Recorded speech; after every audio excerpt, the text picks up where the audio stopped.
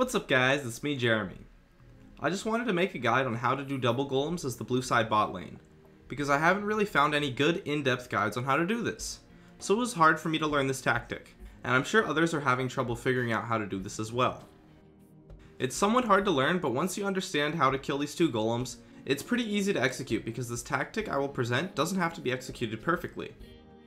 But first, we should talk about why double golems are so important.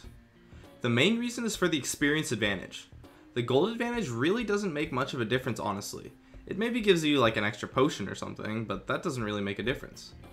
The experience advantage, however, can be a deciding factor in helping get you kills. This clip here shows the kill potential of double golems. We get a double kill and survive because of the extra damage and HP bonus from level 4 versus our opponent's level 3. I chose to show this clip over others for some very important reasons. The first being that it, of course, shows the kill potential of double golems. But more importantly, it shows the nature of kills from double golems. It is impossible to get kills from the double golems advantage alone. You still have to outplay your opponents to some extent. They're not just going to walk up and let you kill them because you outlevel them. Killing double golems simply helps you outplay your opponents, and that is exactly what happened in this clip. The only advice I can give for this is really just try to initiate a fight, or bait your opponents into one. And make sure you have vision on them, and that the jungler won't come and completely destroy you. Meaning, wait until you see the jungler top, or something like that. Also, keep track of your experience bars so you can try to initiate as soon as you hit that level. Your opponents will be taken by surprise, and they might not even notice that you hit those levels. So you can end up forcing a pretty good fight like that. Alright, now let's jump right into how to exactly, and I do mean exactly, execute the killing of double golems. Note that if you're doing this on the top lane of purple side, my directions will be inverse, so when I say kite to the left, that means kite to the right, left and right are swapped, etc. Starting off, you want your support to start slightly to the right of the small golem, so around between where the small golem and big golem spawn, while your AD starts towards the left of the small golem. The AD hits it first and you kite towards the left first. You and your AD want to use your skills to kill the small golem very quickly. The reason why you kill the small golem first is that it becomes much easier to kite one big golem. And if you're trying to kill the big golem first, you run the risk of messing up your transfer of aggro, and having only one golem aggro to one person and the other golem aggro to the other person, and then you pretty much failed the double golems, or you're going to take a hell of a lot of damage.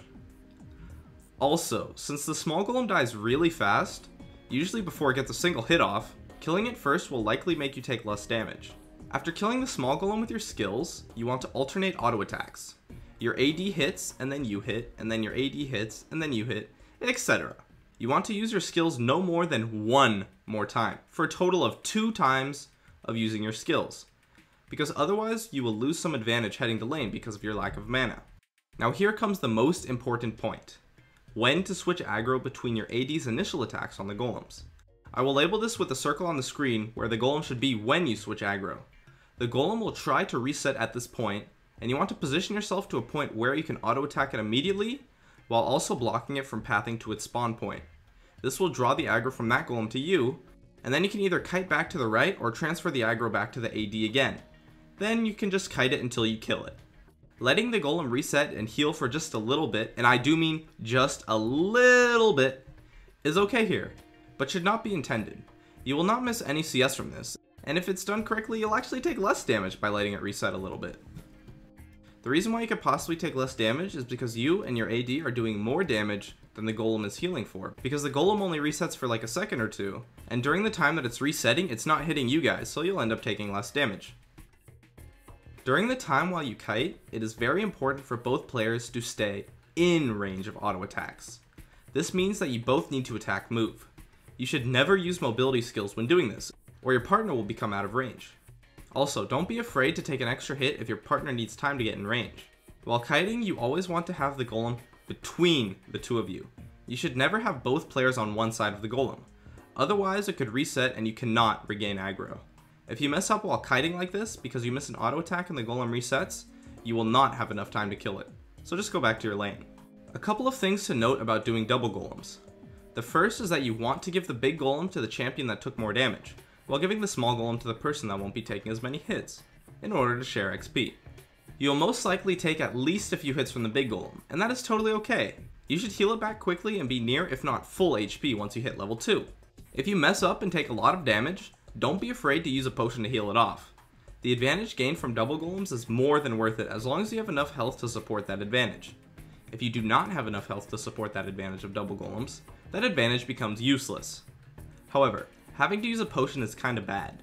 You need these potions for sustain in the lane, and the golems are doable without needing to use these potions anyways. For a frame of reference, a good goal to shoot for is to take no more than 100 or so damage, after the heal from the big golem. Lastly, note that it is very hard to do double golems absolutely perfectly, and it's okay to make a small mistake or two when performing it. So, that's it for my guide on how to do double golems. Thanks for watching, and I'll see you guys next time.